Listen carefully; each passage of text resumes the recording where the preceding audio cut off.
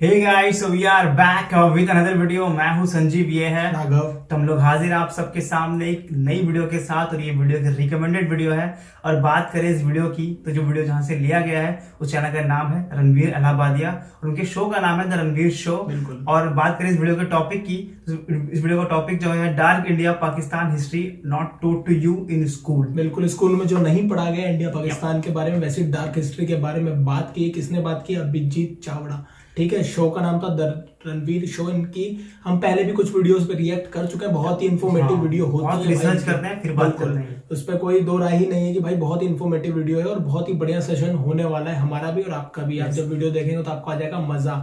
बाकी तो बहुत सारे भाइयों ने हमें रिक्वेस्ट की था, तो हाजिर है भाई वीडियो आपके सामने। करते हैं वीडियो की शुरुआत, फिर करेंगे इस वीडियो पे बात। शुरुआत करने वीडियो को आप लाइक शेयर, चैनल पे नए हो तो सब्सक्राइब। बिल्कुल। और हम लोग अवेलेबल हैं फेसबुक और इंस्टाग्राम पर भी, दोनों का लिंक मिल जाएगा आपको वीडियो के डिस्क्रिप्शन बॉक्स में। जाए वहां से जरूर जुड़े। आइए वीडियो शुरू करते हैं बिना किसी देरी के। Let's go. लेकिन 25 वर्ष के बाद क्या होता है कि अचानक से ही कम्स बैक टू इंडिया और भारत में आते ही सरप्राइजिंगली मिस्टर गांधी एक सुपरस्टार बन जाते हैं। सारे के सारे पॉलिटिकल द्वार उनके लिए खुल जाते हैं and he becomes essentially the number 1 in the Congress party overnight. जैसे कि पैराशूट लेकर आ गए और अचानक से राजा बन गए। The entire British Indian navy was a rebel force. Pirates बन गए। सिविलियंस पर फायरिंग हुई मुंबई में, कराची में, विशाखापट्टनम में। आप किसी भी हिस्टोरियन के बुक्स में ये देखेंगे नहीं। ये हमारी टेक्स्ट बुक्स में भी नहीं है, कहीं भी नहीं है। Hundreds of people were killed on the streets of Bombay. मुगलों को ब्रिटिश ने हराया है, ये बात सच नहीं है। मुगलों को मराठास ने हराया था और मराठा एम्पायर को डिस्ट्रॉय किया ब्रिटिश ने। नमस्ते दोस्तों, ये है हमारा 2 part geopolitics special Abhijit Chavda sir के साथ। इंडियन और पाकिस्तानी हिस्ट्री को ध्यान में रखकर हमने जियो पॉलिटिकल स्पेशल बनाया है। अभिजीत चावड़ा के एपिसोड्स हमेशा सुपरहिट एपिसोड होते हैं TRS पर। ये वाला एपिसोड और इसका सीक्वल एपिसोड थोड़े इंटेंस है, थोड़े ज़्यादा हैवी है, तो शायद कुछ लोगों को ये ऑफेंड कर जाए, पर सच हमेशा कुछ लोगों को ऑफेंड कर देता है। कुछ फैक्ट्स हमारे इंडिपेंडेंस मूवमेंट के बारे में, ब्रिटिश के बारे में, इंडिया और पाकिस्तान के फॉर्मेशन के बारे में हार्ड हिटिंग डेफिनेटली है। पर हर पाकिस्तानी को और हर भारतीय को इन फैक्ट्स के बारे में जानना ज़रूरी है। ये फैक्ट्स क्या है? महात्मा गांधी जी और मोहम्मद अली जिन्ना 2 महात्मा थे, पर हमारी खुद की हिस्ट्री बुक्स जो हमें अपने इतिहास के बारे में पढ़ाया जाता है, कभी कभी ब्रिटिश की वजह से, हमारे तब के इंडिपेंडेंस मूवमेंट की वजह से आज 2022 में थोड़े से ट्विस्टेड है। हर भारतीय को, हर पाकिस्तानी को सच जानने की ज़रूरत है। ये दोनों पॉडकास्ट देखिए, दोनों पॉडकास्ट को हर किसी के साथ शेयर कीजिए। Enjoy TRS Hindi with Abhijit Chavda.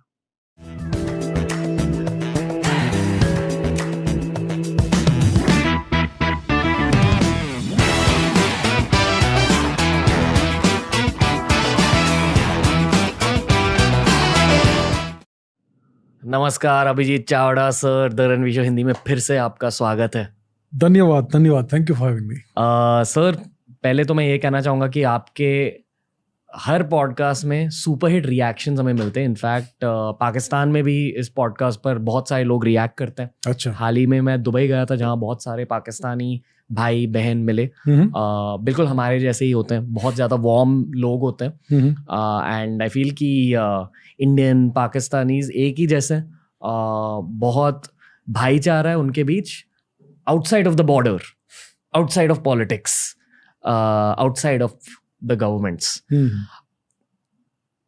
इस एपिसोड की थीम है इंडिया और पाकिस्तान की स्टोरी, यानी कि history, pre independence, post independence history, war history और शायद फ्यूचर।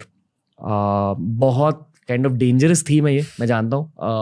कुछ लोग ऑफेंड हो जाएंगे, तो लोगों के ऑफेंड होने से पहले मैं ये कहना चाहूँगा कि सॉरी। और दूसरी चीज़ ये कहना चाहूँगा कि यार, this is not a reflection of the civilians. अगर आप सिविलियन हो, अगर आप इस पॉडकास्ट को सुन रहे हो, प्लीज़ ऑफेंस मत लीजिए। इस पूरे पॉडकास्ट को एक जियो पॉलिटिकल नज़रिए से देखिए, यानी कि ऑब्जेक्टिव नज़रिए से, यानी कि डिटैच्ड, यानी कि इसे एक मूवी की तरह देखिए। कि डोंट टेक इट पर्सनली, इसमें कोई पर्सनल एंगल नहीं है, हम इसको हाई लेवल जियोपॉलिटिकल एंगल से देख रहे हैं, दैट्स ऑल इट इज। क्योंकि बहुत सारे लोग बेसिकली जब आप रिलीजन के बारे में बात करोगे, पॉलिटिक्स के बारे में बात करोगे या देश के बारे में बात करोगे, ये 3 टॉपिक्स लोगों के लिए बहुत सेंसिटिव होते हैं और लोग इन टॉपिक्स पर रिएक्ट करते हैं। तो जो भी चीज़ें आप इस पॉडकास्ट में सुनोगे उन चीज़ों के बारे में सोचिए। बस यही कहना चाहूँगा। अभी शुरुआत करेंगे सर प्री इंडिपेंडेंस एरा से स्टार्ट करते हैं, या चलो प्री इंडिपेंडेंस से भी पहले, ब्रिटिशर्स के आने से पहले अफगानिस्तान, पाकिस्तान, इंडिया, बांग्लादेश, नेपाल भी, शायद श्रीलंका भी एक ही कंट्री थी जिसका नाम था भारतवर्ष।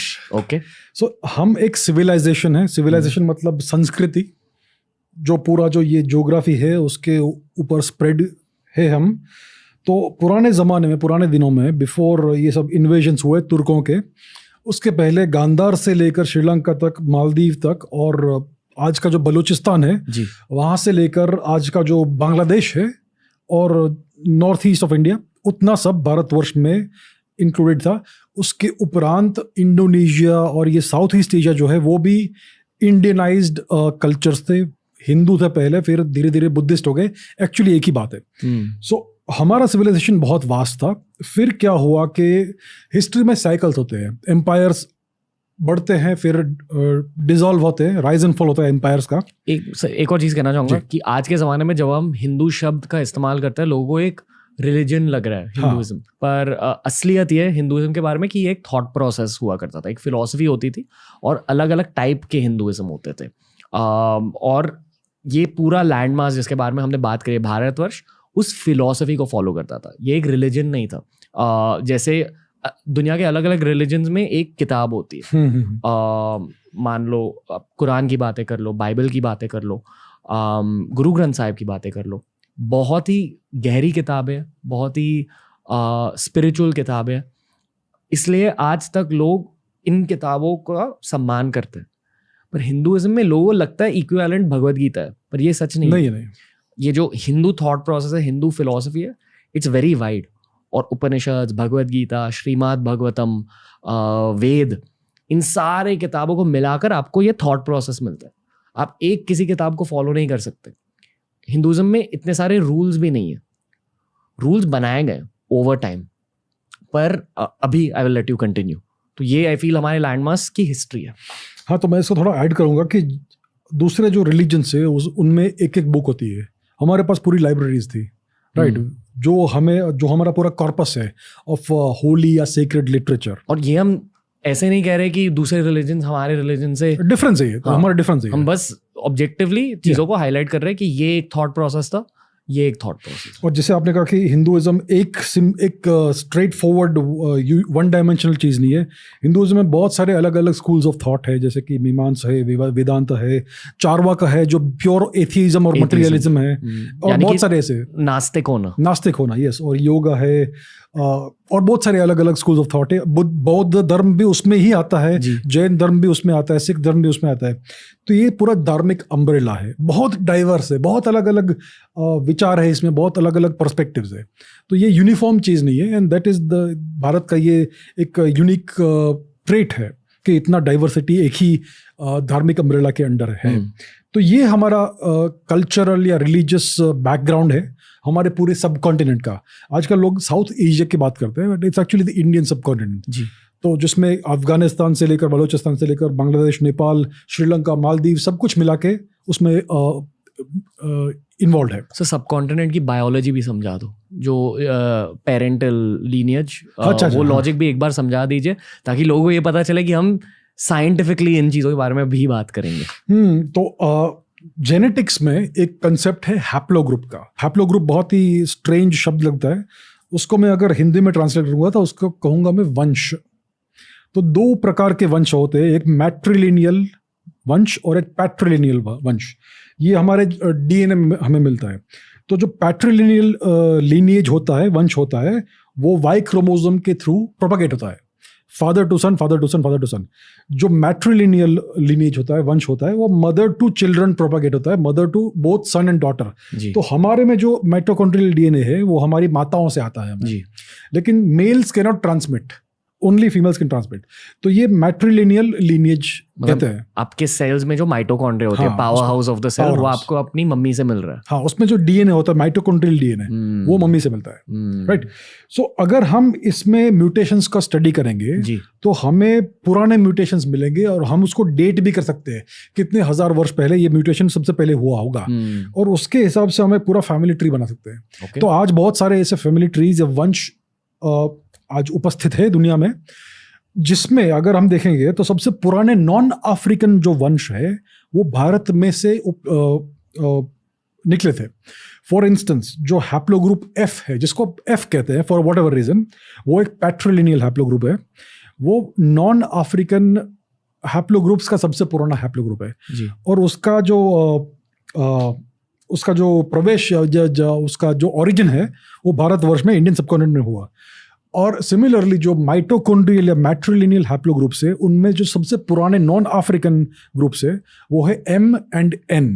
ये भी भारत के सबकॉन्टिनेंट में से ही निकले हैं, ओरिजिनेट हुए हैं, विच मीन्स कि जो सबसे पुराने लीनेजेस है नॉन अफ्रीकन, वो सब इंडियन ओरिजिन लीनेजेस है। और यहाँ से सब इंडिया में से सब जगह पूरे दुनिया में 60-70,000 वर्ष पहले ये माइग्रेशंस हुए, और उसके बाद दूसरे हैप्लोग्रुप्स उसमें से बाहर निकल गया है। पर जैसे एंशिएंट हिस्ट्री में कहा जाता है कि अफ्रीका से पूरी वर्ल्ड में माइग्रेशन हुई, हाँ, तो मैं ये अज्यूम कर रहा हूँ कि अफ्रीका से मानव जाति निकली और फिर गल्फ में थोड़ी सेटल हुई और फिर इंडिया आई।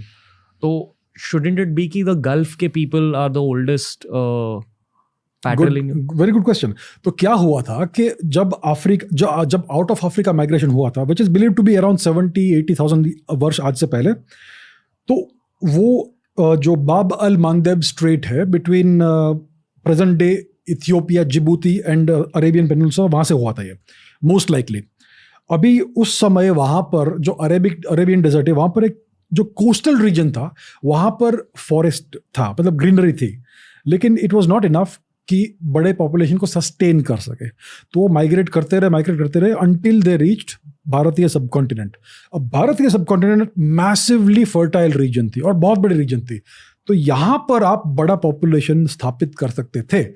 इसकी वजह से, इसके लिए Indian subcontinent original out of Africa founders zone बन गया। यहाँ पर सबसे पहला सेटलमेंट हुआ, और कुछ वर्षों तक यहाँ पर पॉपुलेशन बड़ा होगा, और फिर जब पॉपुलेशन बढ़ने लगा तो भारत से अलग अलग जगहों पर माइग्रेशंस होने शुरू हो गए। ये बहुत लंबा प्रोसेस है, एक हफ्ते में नहीं हुआ, एक महीने में नहीं हुआ, ये सदियों की बात है, हजारों वर्षों की बात है। लेकिन सबसे पुराने जो हैप्लोग्रुप्स है non African, out of Africa वाले, वो भारत में से पैदा हुए हैं। तो ये स्टोरी है। So the oldest story out of Africa की भारत से शुरू होती है। और जैसे हम पाकिस्तान की बात कर रहे हैं, इंडियन सबकॉन्टिनेंट की, तो जेनेटिक स्टडीज ने बार बार ये बताया है कि भारत में जितने भी लोग हैं, इंक्लूडिंग अफगानिस्तान, गांधार के लोग एंड एटसेट्रा, सबका जेनेटिक्स मोर और लेस सेम ही है। एक ये एक मिथ है, आर्यन इन्वेजन मिथ, या आर्यन, आजकल उसको आर्यन माइग्रेशन मिथ बोलते हैं, कल टूरिज्म बोलेंगे, फिर पिकनिक बोलेंगे, लेकिन जेनेटिक्स हमें बताता है कि नॉर्थ इंडिया और साउथ इंडिया के लोग जेनेटिकली मोर और लेस सेम ही है। भारत में बहुत जेनेटिक डाइवर्सिटी है, लेकिन यूनिफॉर्मिटी बहुत है। ओवरऑल यूनिफॉर्मिटी के अंदर डाइवर्सिटी है। जैसे हम बोलते हैं ना भारत में कि यूनिफॉर्मिटी डाइवर्सिटी, कल्चरली जेनेटिकली भी वही है। तो आप अगर एक कश्मीर के व्यक्ति का जेनेटिक्स देखेंगे और आप अगर कर्नाटक या तमिलनाडु का देखेंगे, बहुत सिमिलर होगा। सर, तो इंडिया और पाकिस्तान की कहानी कहाँ से स्टार्ट करें? क्योंकि इंडिया पाकिस्तान थीम पॉडकास्ट है। दिल से तो मैं यही चाहूँगा कि दो देशों के बीच भाईचारा बने, आई वोंट से बने रहे, बट बने इन द फर्स्ट प्लेस। तो हम इस पॉडकास्ट के थ्रू ये कोशिश नहीं कर रहे कि एनिमिटी या दुश्मनी पैदा हो, but in saying that such जानना भी ज़रूरी होता है। तो आप हिस्टोरियन हो सर, और आपने जितनी भी किताबें पढ़ी है, I would allow you to start the story जहाँ भी आपको सही लगे। शायद मे बी मुगल एरा से स्टार्ट करते हैं कि तब पाकिस्तान में क्या हो रहा था। तो ये जो पूरा कॉन्फ्लिक्ट है, it is essentially religious and cultural conflict. ये पूरा कॉन्फ्लिक्ट धर्म मजहब के बेसिस पर हुआ है जी। पार्टीशन धर्म और मजहब के बेसिस पर हुआ था। तो इसके रूट्स 1000 वर्ष के आसपास के पहले की बात है। विद द पहले अरबिक इन्वेजन्स हुए सिंध में जी, और थोड़े बहुत सक्सेसफुल रहे वो। बिन कासिम नाम का एक अलेजेडली एक व्यक्ति था जो आया था और उसने थोड़ा इन्वेड किया और कुछ पार्ट सिंध के कॉन्कर किए। उसके बाद सेंट्रल एशिया से मैसिव वेव्स ऑफ इन्वेजन आए तुर्कों के, टर्किक लोगों के, जो इवेंचुअली जिनको मुगल कहा। तो पहले जो दिल्ली सुल्तनत बनी और ये तुगलक आए और लोधी आए, क्रोनोलॉजी उल्टी सीधी होगी लेकिन दीज आर द नेम्स। तो इन्होंने धीरे धीरे भारत में वेस्टर्न रीजन में पहले कब्जा किया, सबसे पहले गांधार में कब्जा किया जिसको फिर अफगानिस्तान कहने लगे, राइट। और वेस्टर्न रीजन मतलब सिंध और ये सब रीजन्स। और धीरे धीरे 4-5 सदियों तक वो हमारे लोग लड़ते रहे उनसे। ये एक सप्ताह में उन्होंने भारत को कॉन्कर नहीं किया है, 300-400 साल लगे उनको ये करना है। बहुत बार उन्होंने अटेम्प्ट किया और धीरे धीरे आए। फिर उन्होंने नॉर्दर्न इंडिया को कॉन्कर किया, वहाँ पर उन्होंने अपनी सल्तनत की स्थापना की और फिर धीरे धीरे मुगल एम्पायर इवेंचुअली इसमें से इमर्ज हुआ। हमारे सारे यूनिवर्सिटीज़ डिस्ट्रॉय कर दिए, लाइब्रेरीज जला दिए, ये सब सत्य है। अब इससे हम छुप नहीं सकते, ये सब हुआ है। हमारे सारे टेम्पल्स तोड़ दिए और बहुत सारे अट्रोसिटीज़ हुए रिलीजन के बेसिस पर। और अफगानिस्तान पूरा धीरे धीरे कन्वर्ट हो गया और पंजाब में भी ये सब हुआ एंड सो ऑन। तो ये बैक स्टोरी है जो पार्टीशन के समय जो हुआ उसका पुराना बैक स्टोरी है। फिर मुगल सल्तनत की स्थापना हुई, बाबर ने शुरू किया। फिर बाबर था राइट शुरुआत में, यस बाबर था, फिर हुमायूं था एंड सो ऑन, अकबर आया बाद में। और धीरे धीरे ये सल्तनत बहुत बड़ी हो गई। फिर 18th सेंचुरी में मराठा एम्पायर ने दिल्ली सल्तनत को डिस्ट्रॉय कर दिया, पूरी तरह से वाइप आउट कर दिया मोर और लेस भारत से, और अफगानिस्तान तक भारत को लिबरेट कर दिया मराठा एम्पायर ने। फिर उस समय भारत में सिर्फ ईस्ट में एक छोटा सा रीजन था, कलकत्ता जो आज कहते हैं, वहाँ पर ब्रिटिश लोगों का रूल था। अब इन्होंने धीरे धीरे अपना मैं बहुत फास्ट फॉरवर्ड कर रहा हूँ, अपना टेरिटरी बढ़ाया उन्होंने, और मराठा एम्पायर में जो इनर स्ट्रगल था, इनर कॉन्फ्लिक्ट था, उसके ऊपर प्ले करके एंग्लो मराठा वॉर्स हुए और इवेंचुअली ये जीत गए। और उन्होंने, तो लोग ऐसा मानते हैं कि मुगलों को ब्रिटिश ने हराया है, ये बात सच नहीं है। मुगलों को मराठास ने हराया था और मराठा एम्पायर को डिस्ट्रॉय किया ब्रिटिश ने। और फिर उन्होंने अपना ब्रिटिश राज की स्थापना की भारत में। और ब्रिटिश लोग ने क्या किया कि उन्होंने डिवाइड एंड रूल पॉलिसी का उपयोग किया, one caste against another caste. सबसे पहले कास्ट सिस्टम को उन्होंने ऑसिफाई किया, फिर वन कास्ट को एक दूसरे कास्ट से प्ले करवाया, एक रीजन एक लैंग्वेज को दूसरे लैंग्वेज से फाइट करवाया। फिर उन्होंने रिलीजन वर्सेस रिलीजन का ये किया। Obviously already existing fault lines थे भारत में, उसको उन्होंने एक्सप्लॉइट किया। और ये दुनिया भर ब्रिटिशर्स ने किया, हर जगह, अफ्रीका में, हर जगह, एशिया में, मतलब यहाँ तक तमिलनाडु में भी द्राविडियंस और नॉन द्राविडियंस के बीच झगड़े करवाए। रवांडा में जो हुआ ये भी इन लोग ने ही करवाया था, जो 90s में उनका जो इतना बड़ा भयानक जेनोसाइड हुआ था रवांडा में, वो सब भी उसका रूट्स भी यही है। लोग अक्सर ये मानते हैं कि यूरोपियन इंपीरियलिज्म के विजेता यानी कि विनर ब्रिटिशर्स थे। यानी कि अलग अलग यूरोपियन देशों में एक जंग चल रही थी कि किसके पास सबसे ज़्यादा टेरिटरीज है और सबसे ज़्यादा कॉलोनीज है, और वो जंग में ब्रिटिशर्स सबसे आगे चले गए।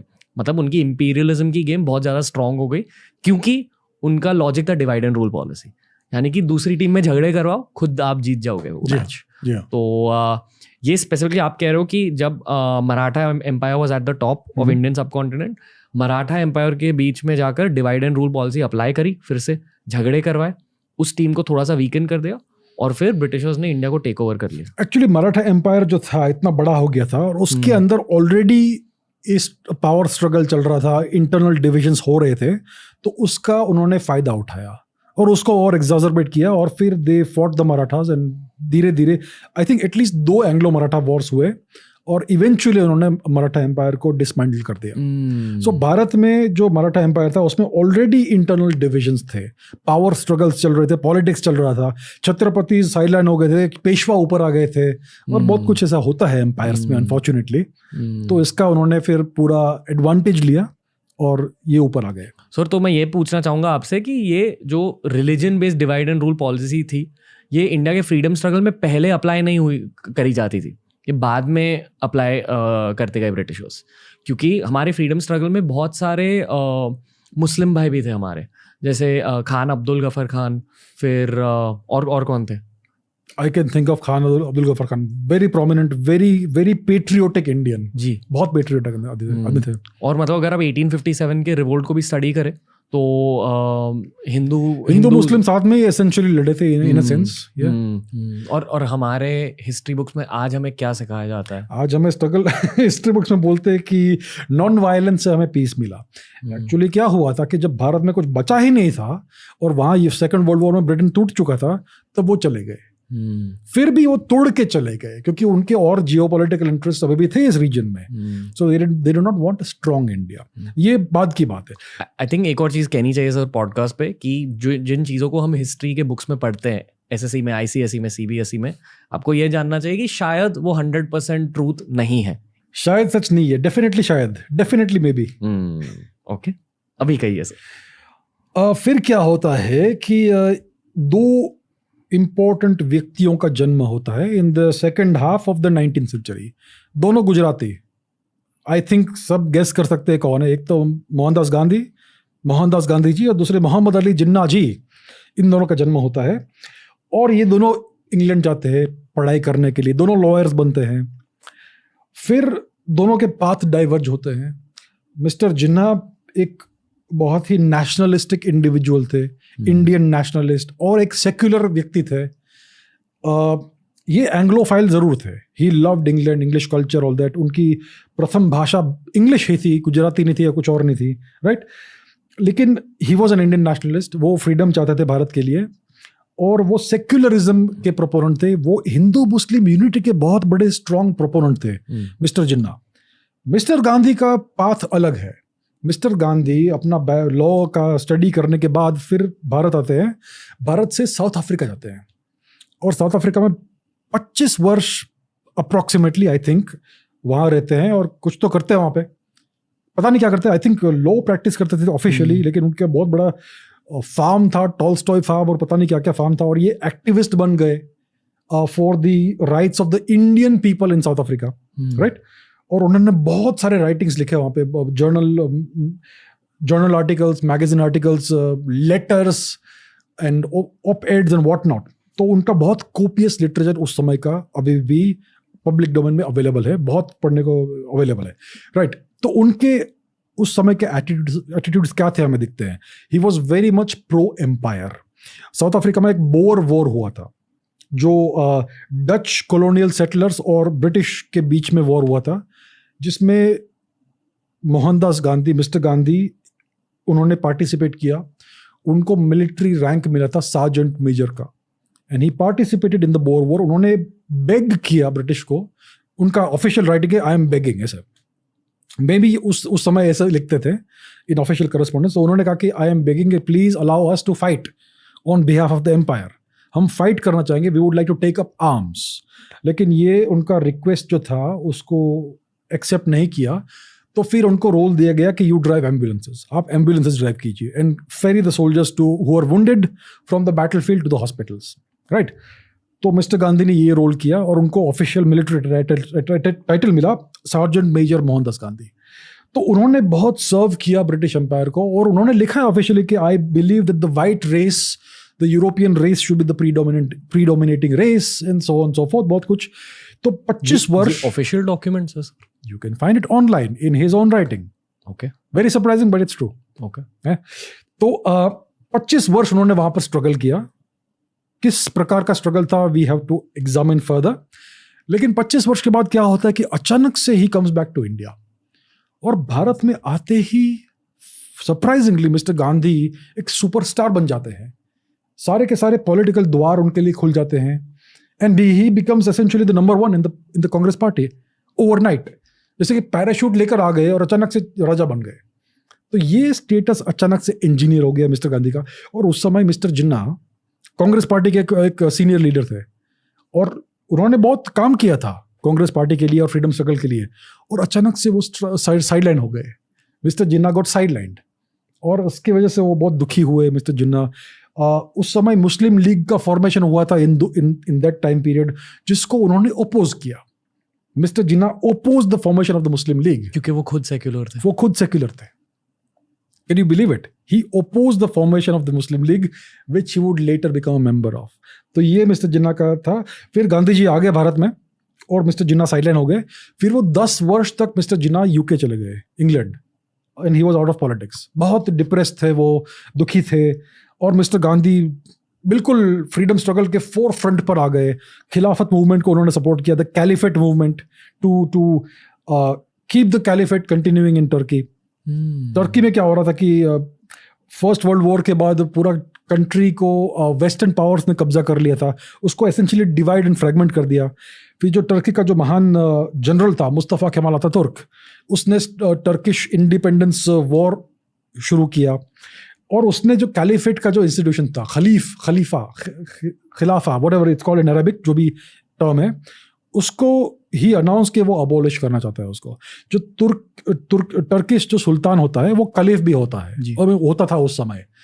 सो the last caliph was Abdul Hamid. तो इवेंचुअली मुस्तफ़ा केमाल अतातुर्क ने उसको हटा दिया और जो कैलिफेट का जो इंस्टीट्यूशन है उसको अबॉलिश कर दिया. क्या होता है कैलिफेट? द कैलिफेट जो है उसका जो टाइटुलर हेड है वो कलीफ है. And the caliph is the supreme ruler of all the Muslims across the world. Okay, right. तो जो ऑटोमन एम्पर जो होता था वो 16th सेंचुरी ऑनवर्ड से कलीफ होता था सभी मुस्लिम लोगों का. तो मुस्तफ़ा केमाल अतातुर्क ने इस इंस्टीट्यूशन को अबॉलिश कर दिया. तो इसके विरोध में भारत में जो कुछ लोग थे, मुस्लिम लोग, उन्होंने एक एजिटेशन शुरू किया. ये एक ऑब्सक्योर एजिटेशन था, लेकिन for some reason mister Gandhi इसको सपोर्ट किया. तो फिर ये नेशन वाइड मूवमेंट हो गया और इस चीज़ को बहुत बड़ा प्रोत्साहन मिला, and it became a whole separate political movement.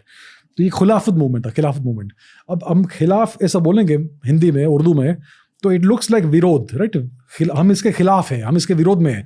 तो सब लोग को ऐसा लगता था कि ये ब्रिटिश के विरोध में हम कुछ मूवमेंट कर रहे हैं, इसको खिलाफत मूवमेंट कह रहे हैं. एक मिनट सर, मैं पहले ये जानना चाहूंगा कि दोनों गांधी जी के और जिन्ना जी के इंटेंशंस और मोटिवेशंस क्या थे as men, according to you. जितनी भी हिस्ट्री आपने पढ़ी है, जितनी भी किताबें आपने पढ़ी है, इन दोनों के इंटेंशंस और मोटिवेशंस क्या थे? ये बड़ा डेंजरस प्रश्न पूछा है आपने मुझे. अगर आप जिन्ना के दो स्वरूप है मिस्टर जिन्ना के, एक है यंग जिन्ना, एक है लेटर जिन्ना. अगर यंग जिन्ना लेटर जिन्ना से मिलते तो बड़े दुखी होते. Young Jinnah would be very disappointed with later Jinnah, older Jinnah, क्योंकि जो ओल्डर जिन्ना थे उन्होंने अपने प्रिंसिपल्स को बैकस्टैब कर दिया. जो ओरिजिनल उनका जो प्रिंसिपल था वो था Hindu Muslim unity and unified India. And he worked for that for decades, for many, बहुत वर्षों तक उन्होंने इसके लिए काम किया था, as a barrister, as a lawyer, as a Congress party member, as a freedom fighter. लेकिन गांधी जी के इमरजेंस के बाद वो मार्जिनलाइज हो गए और फिर उन्होंने पूरा अपना पॉलिटिकल यूटर्न किया and he became a separatist. तो जिन्ना के ओरिजिनल इंटेंशंस अच्छे थे, लेकिन फिर वो उनका जो ये सब हाल हुआ तो he became an opportunist and he became an anti national. Essentially अपने ही देश के विरुद्ध खिलाफ वो खड़ा हो गया. यानी कि इंडिया नहीं, भारतवर्ष के खिलाफ. मिस्टर गांधी बहुत ही कॉम्प्लेक्स पर्सनालिटी है.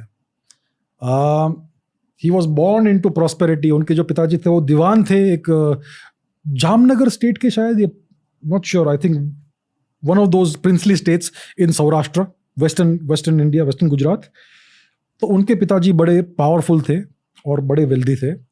That is some background about him. फिर वो इंग्लैंड चले गए और फिर वो साउथ अफ्रीका गए. एसेंशियली उन्होंने 25 वर्ष साउथ अफ्रीका में डेमोन्स्ट्रेट किया कि I am worthy and capable of serving the British empire. मैं अनफॉर्चुनेटली ये कह रहा हूँ कि he was a British agent.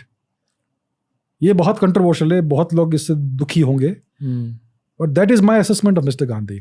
मैं ये कहना चाहूँगा कि हमारे स्कूल के हिस्ट्री बुक्स की वजह से हमें गांधी जी के बारे में और जिन्ना जी के बारे में पता चलता है, दोनों इंडिया और पाकिस्तान में. इंडियन हिस्ट्री बुक्स में जिन्ना साहब के बारे में ज़्यादा कुछ नहीं लिखा गया, नहीं, बहुत कम लिखा गया. एंड आई एम श्योर कि पाकिस्तान के हिस्ट्री बुक्स में गांधी जी के बारे में इतना कुछ नहीं लिखा गया. एक्चुअली मैंने देखा है कि अगर आप पाकिस्तानी हिस्टोरियंस को देखेंगे या पॉलिटिशियंस को देखेंगे, they don't hate mister Gandhi. ये बड़ी अजीब चीज़ है कि जिन्ना और गांधी अलग अलग कैंप्स में थे, बट द पाकिस्तानीज ओवरऑल ये गांधी जी से घृणा नहीं करते हैं, ये बड़ी अजीब चीज देखी है मैंने। इसका कारण क्या हो सकता है, आई वंडर। ये भी कोई अजीब आप देख लीजिए कभी भी किसी पैनल डिस्कशन में अगर कोई पाकिस्तानी पैनलिस्ट है वो कभी बुरा नहीं बोलेंगे मिस्टर गांधी के बारे में। एक साइड नोट मैं ये कहना चाहूंगा कि मेरे दुबई ट्रिप में और लाइफ में जितने भी पाकिस्तानी भाई बहन मिले बहुत प्योर होते, बहुत वार्म होते, एटलीस्ट इन माय एक्सपीरियंस। मेरा भी एक्सपीरियंस है, मैं यूएस में रहा हूँ, वहां पे भी मुझे बहुत पाकिस्तानी मिले, never any bad experience. As individuals हम एक ही लोग हैं, हमारा डीएनए एक ही है, बस कुछ चीजें अलग है। वो पॉलिटिकल क्लास ने एक्सप्लोर की है उन चीजों को, डिवाइड एंड रूल के थ्रू और डेफिनेटली टेक्स्ट बुक्स के थ्रू। जो चीजें आप स्कूल में सीखते हो, आई स्ट्रांगली फील कि वो सच नहीं है। और मैं ये भी कहना चाहूंगा कि अगर आपको सच जानना है, आपको दोनों साइड से चीज़ों को देखना चाहिए। किसी भी इंसान को वाइट वॉश मत कीजिए, ये मत मानिए कि ये इंसान ना बिल्कुल संत है। जो इंसान सच में संत होते हैं वो मंक बन जाते हैं, वो फकीर बन जाते हैं, दे रिनाउंस द वर्ल्ड। वो इंसान सच में वाइट वॉश्ड होते हैं। पर जो भी इंसान पब्लिक आई में होते हैं, जो भी इंसान मीडिया में होते हैं, एनी फॉर्म, हमेशा ग्रे होते हैं। कुछ चीज़ें छिपाई जाती है पब्लिक से, और इन्हीं सच्चाइयों के बारे में आप सिर्फ पॉडकास्ट के थ्रू जान सकते हो, क्योंकि इन चीज़ों पर मूवीज़ नहीं बनेगी, ये चीज़ें आपको न्यूज़ पर नहीं दिखाई देगी।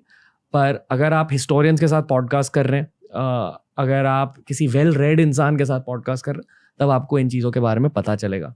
तो मैं आपको दोनों साइड्स के बारे में, इंडिया और पाकिस्तान के बारे में, ग्रे चीज़ों के बारे में पूछना चाहूँगा सर। चलो भाई वीडियो रोकते हैं यहाँ पे, नेक्स्ट पार्ट में करेंगे इसके आगे का। अभी तक बात जी हाँ दोस्तों, ये वीडियो 2 पार्ट में आएगा, तो ये खत्म नहीं हुआ, वीडियो कंटिन्यू रहेगा नेक्स्ट पार्ट में। बिल्कुल। तो भाई बात की इसमें टोटल ओवरऑल, अभी शुरू होगा मेन ग्रे पार्ट, जो एक्चुअली में टॉपिक था ना, वो अब शुरू होगा, यानी कि सेकंड पार्ट में हम उस पर रिएक्ट करेंगे। अभी तक बात हुई है ओवरऑल, एक इन्होंने कॉन्टेक्स्ट दिया है कि क्या चल रहा था, क्या हुआ था और कैसे कैसे क्या था। शुरू में बात की इन्होंने लीनिएज की, उसमें बात की, थोड़ी सी गांधी जी के बारे में बात की, थोड़ी सी जिन्ना के बारे में बात करी, ठीक है। और अब ये अभी शुरू होगा, तो अगले पार्ट में आपको इसके आगे का रिएक्शन बेसिकली इन्होंने इंट्रोडक्शन दिया है इस पूरे वीडियो का, क्योंकि वीडियो काफी, आई थिंक ये 2-3 पार्ट में आएगा शायद, कंप्लीट होगा सीरीज जो इस तरीके से। तो सर ने जो शुरू किया था, शुरू इसलिए किया था कि मतलब एक तरीके से हिस्ट्री, मतलब जैसे कि हमारी जो क्या बोलते हैं उसको हिंदी में, कौन सा जब लोग जन्मे थे, बिल्कुल उसकी कोई बैक स्टोरी बताई थी कि भाई कैसे पैट्रीलिनियल मैट्रीलिनियल के बारे में बताया था, क्रोमोसोम्स के बारे में बताया था, कैसे जो नॉन अफ्रीकन है, मतलब जो इंडिया में थे, इंडिया से ही माइग्रेट होकर पूरे विश्व में गए थे। बिल्कुल, पहले माइग्रेशन अफ्रीका से इंडिया में हुआ, इनके हिसाब से जो बता रहे हैं हम, जो हम लोगों ने समझा। उसके बाद इंडिया से जिबूती वाले इलाके में, वहाँ पे क्योंकि ज्यादा ग्रीनरी नहीं थी, इतनी बड़ी पॉपुलेशन को सर्वाइव नहीं करवा सकते थे उस टाइम। अब तो खैर है भी नहीं ग्रीनरी, आर्टिफिशियल तरीके से जो भी पैदा कर रहे हैं, जो कर रहे हैं। उसके बाद इनको भाई चलते चलते यहाँ पे मिला होगा गुजरात का इलाका, जब कोस्ट से आए होंगे उधर, उसके बाद ये घुस गए इंडिया में। उसके बाद भाई इतना बड़ा हमारे पास लैंड है, बिल्कुल हमारे पास इतना बड़ा लैंड था भाई, उस टाइम भारतवर्ष था ना पूरा का पूरा। और घुस गए क्या मतलब, मैं अपनी बात कर रहा हूँ, हम ही लोग घुस गए थे। पूरा का पूरा एकदम फर्टाइल लैंड था, तो जो सर्वाइवल जो उनकी स्टेज थी, उस तरीके से वो काम कर गई, और यहाँ पे लोग सर्वाइव कर गए अच्छे से, क्योंकि चीजें थी। और आज भी देख लो हमारे पास आज भी कितनी ज्यादा, हम लोग खेती में नंबर 1 है लगभग हर चीज में। इतनी बड़ी आबादी होने के बाद भी हम एक्सपोर्ट करने के लायक, तो आप लगा लो कितनी बढ़िया जमीन मिली है हमें। और इतना बढ़िया हमारा जो, अगर आप सिक्योरिटी के पर्पज से देखो ना, तो हमारे पास इतनी बढ़िया लोकेशन है ना इस एरिया में। नेवी पावरफुल कर दी ना, तो डोमिनेट कर देंगे हम पूरे इस रीजन को। और अभी भी हम सुपर पावर है नेवी में अपने इलाके में। और यही सबने बात भी करी कि जो बंदा जब प्रॉस्पर हो जाता है, जब उसके पास खाने पीने की चीजें हो जाती है ना, तो सोचता क्या करूं, बिल्कुल, तो माइग्रेट करता है, घूमता फिरता है। तो वही बात है, फिर इंडिया से ही माइग्रेशन स्टार्ट हुआ था विश्व भर में। तभी आपने देखा होगा कि हर जगह पे आपको मिलेगा नदी के किनारे हर चीजें। सिंधु घाटी सभ्यता क्या है, सिंधु घाटी एक सिंधु नदी बह रही है, उसके चारों तरफ लोग बसना शुरू, जहाँ पानी होगा वहीं लाइफ होगी, बोलते हैं ना। मून पे भी ये बोला ना यार, पानी मिला है लाइफ हो सकती है, यहाँ पे पानी मिला है इस फॉर्म में लाइफ हो सकती है। तो पानी से ही इंसान की लाइफ है, क्योंकि पानी से आप ऑक्सीजन बना सकते हो, सब कुछ है यार। पानी या 90% बॉडी पूरी पानी पे 70-90% बताओ आप। तो पानी एकदम एसेंशियल चीज है। खाए बिना कुछ दिन जी भी लोगे, पानी बिना तो बहुत जल्दी निकल लोगे ऊपर। तो पानी जहां पर है वहां से आबादी बढ़ी। उसके बाद कुछ लोग सिंधु घाटी से चलते चलते, आप जहां जहां नदियां देखोगे, भारत का हिस्ट्री पढ़ोगे, फिर गंगा रिवर क्यों कहते हैं ओल्डेस्ट, बनारस को सबसे कल्चरल हब है, 4000 साल से पुरानी सिटी है वो, नदी के किनारे गंगा रिवर के जस्ट बिसाइड वहीं पे ये है, बसी हुई है पूरी, गंगा रिवर बह रही है। तो ये सब भाई अलग अलग हमारे इस रीजन में उस टाइम ये सब हो रहा था। यही बात सर भी कर रहे थे कि ऐसा हुआ था माइग्रेशन के टाइम पर। और सर ने ये बोला है कि जो ये मैट्रीलिनियल वाला प्रोसेस जो था, ये 70-80 हजार साल हाँ, से और चल एक यार रहा हम ये है। वीडियो में हम देख चुके हैं, इनकी पुरानी वीडियो में हाँ, पूरे डिटेल में बात बेसिकली करेंगे। सर ने, हाँ ये सर ने इंट्रो में बताया, उसके बाद सर आए स्टोरी पे किनकी, महात्मा गांधी और जिन्ना की स्टोरी पे। दोनों ही लॉयर, दोनों ही बहुत बड़े पढ़े लिखे। देख लो भैया, मैं यही बोलता हूँ पाकिस्तानियों को कि तुम्हारे जो फोर फादर थे ना, राष्ट्रपिता जैसे हमारे महात्मा गांधी गुजराती थे, तो तुम्हारे भी वो बंदे गुजराती थे। इंडियन ही हो आप लोग, कितना ही भाग लो, है तो हकीकत ही। और इन्होंने जो बताया भाई, बड़ा मतलब अचंभा टाइप का कि यहाँ पे पोर्ट्रे किया जाता है जिन्ना को भाई डिवाइड किया, बिल्कुल किया, मानते हैं, हम भी मानते हैं। पर इन्होंने बोला कि शुरुआत में वो सेक्युलर थे, शुरुआत में काफी चाहते थे well साथ एक में तरीके से, हाँ डिग्निफाइड थे, एक तरीके से सेक्युलर थे, लोगों को साथ में लेके चलने वाले वो थे जिन्ना, जो यंग जिन्ना थे। उसके बाद शायद उनमें कुछ भाव आ गया होगा कि भाई हमारी तरह जैसे थे emotions, वो उस टाइम थे हाँ। कि साथ मिला के चलेंगे। फिर वही होता है ना कि बंदा फिर सोचता है कि यार ऐसे तो काम नहीं, सीधा ऐसे की नहीं निकल, तो टेढ़ी उंगली करनी पड़ेगी। 1889 या 1869 के आसपास में महात्मा गांधी जी का बर्थ है ना, शायद ऐसा ही कुछ है, हाँ, 1869 में। तो आप लगा लो कि उनका भी लगभग एज थोड़ा सा और मतलब थोड़े छोटे थे। उसके बाद ये पूरा हुआ, खैर वो तो लास्ट में अपना देश ले लिया उन्होंने। और मैंने सुना है कि उन्हें टीबी वगैरह की बीमारी हो गई थी, और 1.5 साल 1 साल राष्ट्रपति या प्रधानमंत्री रहे पाकिस्तान के। उसके बाद वो इंतकाल हो गया उनका, उनकी भाषा में इंतकाल हो गया, हमारी भाषा में निधन हो गया उनका। तो वहाँ की स्टोरी चल रही है। बेसिकली अगर महात्मा गांधी जी के बारे में बात करें तो उन्होंने जो ब्रिटिश से, वो जहाँ से ही पढ़ के आए थे, लॉयर, जहाँ से उन्होंने लॉयर करा था, जहाँ से एडवोकेट बने थे, बैरिस्टर बने थे थी। उसके बाद तो साउथ अफ्रीका में गए थे। एक्चुअली साउथ अफ्रीका के जो वहाँ पे जो इंडियंस थे उनके लिए आवाज उठाई थी, उनके लिए एक तरीके से लड़े थे, ऐसा कुछ सर ने वॉर की बात की है उन्होंने। हाँ, फिर वहाँ पे डच का, यार मुझे ये डच चीज का नहीं पता थी, मैंने लगभग चीजें अभी तक पता है, लेकिन 2-4 चीज जो नहीं पता थी वो तो एक तो ये था कि यंग जिन्ना सेक्युलर थे, ये बात नहीं बताई जाती है ना, पता है, ठीक है, आज पहली बार पता लगी है। दूसरी चीज है कि उन्होंने बताया गांधी जी मेजर रैंक पे सर्व कर रहे थे उस टाइम ब्रिटिश आर्मी में। यार तो मतलब समझ रहे हो आप, बड़ा अचंभा था कि यार। और फिर सर ने जो वर्ड यूज किया कि भाई वो ब्रिटिश एजेंट थे, मैं बता रहा हूँ पूरे कांग्रेसियों की नींव हिल गई होगी इस सिर्फ शब्द से। जितने कांग्रेसी, जो कट्टर कांग्रेसी है ना, वो बिल्कुल गाली देंगे इनको कि भाई वो थे तभी तुमने देश आजाद किया। लोग तो अपने तरीके से सोचते हैं, पर भाई ये हिस्टोरियन है, इन्होंने पहले बोला कि ऑफेंड मत होना, मैं एक बात रख रहा हूँ ऐसे। हाँ, इन्होंने पढ़ा, जो भी देखा वो चीज इन्होंने बोल दी। नहीं बोलते तो आपको पता भी नहीं लगता, सच्चाई है तो भाई सुनो। उसके बाद ये आए हैं, और आप देखो ये बात एकदम सही है कि उस टाइम ना सोशल मीडिया था ना, प्रिंट मीडिया भी इंडिया में इतना कुछ खास नहीं था ना, टेलीविजन मीडिया था, ठीक है। और उस टाइम गांधी जी की पॉपुलैरिटी आप सोच रहे हो कितनी जबरदस्त, और कैसे फैल गई अचानक से।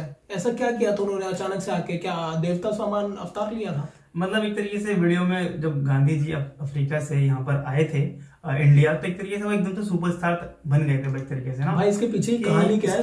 कहानी शायद इसके बाद ही पता लगेगी हम लोग को। अभी तो इंट्रो ही हुआ है जस्ट, और इंट्रो में इतना कुछ और मैं बता रहा हूँ कहानी यही है कि क्योंकि वो ब्रिटिश आर्मी में सर्व करके आए थे, उनको लगा होगा ब्रिटिश वालों को, मैं अपने तरफ से बता रहा हूँ, अभी तक मुझे जो लग रहा है कि उनको लगा होगा ये भरोसेमंद आदमी हमारा काम कर देगा वहां जाके, या फिर अपने हिसाब से हम इससे काम करवा लेंगे। तो शायद मैं भी इसलिए प्लांट किया उनको, और वो भी देखा हो।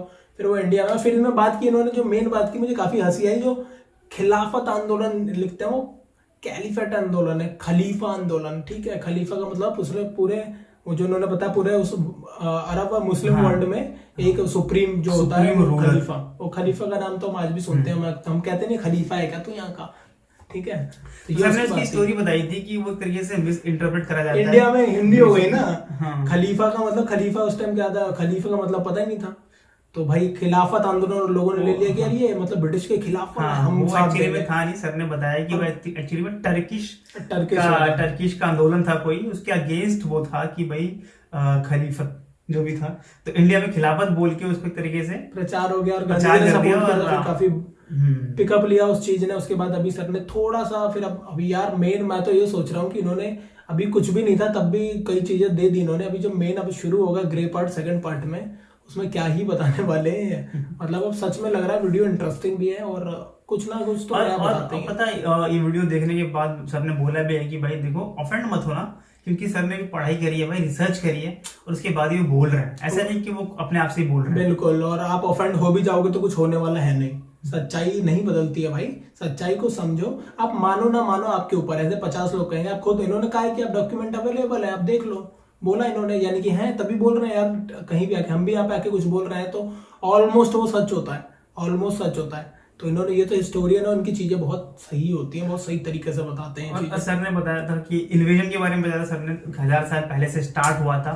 आई थिंक वो इब्राहिम लोदी वगैरह आए थे उसके बाद, फिर उसके बाद उस सबसे पहले इन्होंने बताया था कि वो कासिम करके आए थे कोई, हाँ, कासिम मोहम्मद बिन कासिम हाँ, समथिंग कुछ मोहम्मद बिन नाम था कासिम उनका, नाम वो था। आए थे, सिंध में इन्वेड किया था। सिंध है भैया पाकिस्तान में, करंटली सिंध का इलाका जो है, सिंध में 5 प्रोविंस है, सिंध है, बलूचिस्तान है इनका पाकिस्तान का, आपका एक पंजाब का पूरा इलाका है, आपका पश्तूनिस्तान है एक जो बोलते हैं ये लोग, और आपका एक और है क्या आजाद कश्मीर जो इनका, वो अपने आप को बोलते हैं, हम जिसे पीओके कहते हैं। सर ने इसमें बहुत बड़ी बात करी थी कि भाई ब्रिटिशर्स ने नहीं हराया था मुगलों को, हराया था मराठा एम्पायर ने। लेकिन पता है बात क्या है कि आखिरी जो 1857 क्रांति में बहादुर शाह जफर, आखिरी मुगल एम्परर इंडिया में जो थे, उनको शायद फांसी वगैरह कुछ दे दी थी मुगलों ने, तो आखिरी वही था वो, क्योंकि उनको वो अपना वो कमजोर राजा थे एक तरह, और खत्म भी कर दिया था। मुगलों की मेन जो स्पीड आई है ना वो आई है अकबर, फिर उसके बाद जो आया था औरंगजेब तक काफी ज्यादा पावर में रहे थे ये लोग, ठीक है। उसके बाद तो धीरे धीरे वीक होता गया, और इनसे पहले आप पढ़ोगे तो आपको पढ़ने में आएगा स्लेव डायनेस्टी, इल्तुतमिश वगैरह की कहानी आएगी, उससे पहले लोधी डायनेस्टी आएगी,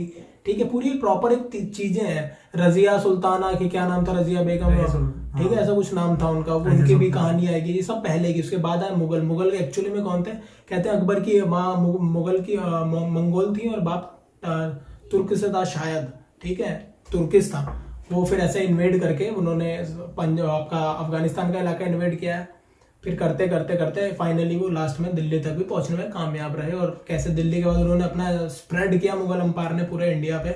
उसके बाद इसका काउंटर करने के लिए जो भैया शिवाजी की आर्मी, जो शिवाजी महाराज जी की आर्मी जो है ना स्टार्ट हुई, उन्होंने जो भाई साहब काम किया इंडिया के लिए, बहुत कम लोग इस तरीके जानते हैं, और ये भी इन्होंने बहुत सही चीज उठाई है यहाँ पे। और सर ने बोला है कि भाई कि मुगलों के बेसिकली जो हराया है वो मराठा एम्पायर नहीं हराया, लेकिन जो मराठा एम्पायर जब टूटा था ना, जो उनको तोड़ा था ब्रिटिशर्स ने। कैसे तोड़ा था, जो एम्पायर, भाई देखो क्या होता है कि जब उस टाइम पॉलिटिक्स चलती थी ना, हमेशा तो चली भाई और मराठा हमेशा एम्पायर, चलेगी। जो मराठा एम्पायर था बहुत वास्ट था, ठीक है। उसके अंदर भी ऐसे लोग थे जिनको पावर चाहिए थी, जिनको चाहिए था कि वो रूल करे, तो उसका फायदा उठा के जो इंटरनल कॉन्फ्लिक्ट होते हैं उसका फायदा उठा के ब्रिटिशर्स ने डिवाइड एंड रूल वाला हिसाब बिल्कुल। आपने पढ़ा होगा महाराज छत्रपति शिवाजी महाराज के बारे में पढ़ा होगा, उनके फिर पुत्र थे संभाजी महाराज थे, उनके बाद और भी और आए उनके सक्सेसर। फिर उसके बाद क्या हुआ कि इन लोगों ने जब स्प्रेड किया अपने आप को मुगल अंपायर के अगेंस्ट, मराठा अंपायर जब बढ़ने लगा, इन्होंने दिखाया भी मैप में अफगानिस्तान की टेरिटरी कुछ, अभी आज करंटली अफगानिस्तान पाकिस्तान की टेरिटरी इंडिया की, तो इन्होंने लगभग खत्म कर दिया, कमजोर कर दिया, आप ये मान लो उनके बाद। लेकिन फिर इन्होंने हमारी इंडिया क्योंकि इतना बड़ा है, हम लोगों ने पढ़ने में आप पढ़ोगे तो आपको मिलेगा मराठा अंपायर ने फाइट की थी, फिर आपके आज का जो पश्चिम बंगाल है वहां के कुछ राजाओं से फाइट हुई, इंटरनल स्ट्रगल्स जो बता रहे थे, और भी इंडिया के कई इलाके जो इस मैप में नहीं है उनसे फाइट चल रही थी, क्योंकि इनको एक्सपेंड करना था उसमें काफी कुछ। और बताया इन्होंने कि उस टाइम बंगाल में छोटा सा इलाके पे आपकी ब्रिटिश राज, बाद में है ना ब्रिटेन था वहां पे, जो उसको उपनिवेश बना के रखा था उसने उस छोटे से इलाके को। वो कैसे कैसे डिवाइड एंड रूल पॉलिसी कौन नहीं जानता है भाई, फेमस एक नंबर की। और कहते हैं कि डायरेक्ट इन लोगों की वजह से भारत में ज्यादातर ये चीज हुई, और जहां जहां इन लोगों ने इन्वेड किया है ना, आप अगर देखोगे, क्योंकि एक हमने शशि थरूर जी की वीडियो भी करी थी, उन्होंने भी ये बात बोली कि इन लोगों ने जिस जिस जगह पे इन्वेड किया है ना, वहां पे आप हर जगह ये प्रॉब्लम देखोगे, कास्ट का, रिलीजन का, ये आप देखोगे तोड़ना वाला हर जगह आपको दिखेगा। आप उठा के देख लो, इन्होंने जो बताया रवांडा का, जेनोसाइड का। और ये बातें सीखने वाली हैं हिस्ट्री से, कि आज के टाइम में अगर आप किसी के लिए अपने मन में कुछ भेदभाव रखे होगे तो भाई उसका फायदा उठाएगा उस तीसरा बंदा। बिल्कुल भाई, तो हिस्ट्री से सीखने वाली बात है, क्योंकि भाई डिवाइड होगा तो बंदा रूल जब टूटोगे तब चीजें टूटेंगी आपस के। अगर भरोसा और एकदम भाईचारा वगैरह टूट जाएगा तो लोग फायदा उठाएंगे आपको। अभी भी वही चल रहा है लगातार, वो तो हम कामयाब नहीं होने देते कई बार। हम लोग ने कराई है भाई, दिमाग लगाया है भाई, उन्होंने बहुत चीजें भाई, अपनी टेरिटरी जो है ना इतनी बड़ी कैसे कर ली, लड़ा के हम लोग। और आप सोचो कि उनके पास आर्मी कितनी थी, हमारे पास इतना बड़ा देश था, हमारी खुद के फोर्स, उनके फोर्स में हमारे लोग शामिल थे, उनके लिए काम कर रहे थे। तब सोचो हम लोग इंडियन, एज ए इंडियन, अगर मैं ही था, मान लो आजकल मैं ब्रिटिश आर्मी में काम कर रहा हूँ, मैं ही उसका कंट्रोल रखवा रहा हूँ यहाँ पे, सोचो आप। ये था भाई पूरी कहानी इन लोगों की अभी तक की। आई थिंक मुझे लगता है कि वीडियो में इतना कुछ था, ये तो जस्ट इंट्रो ही था, और होप कि आपको समझ में आया होगा।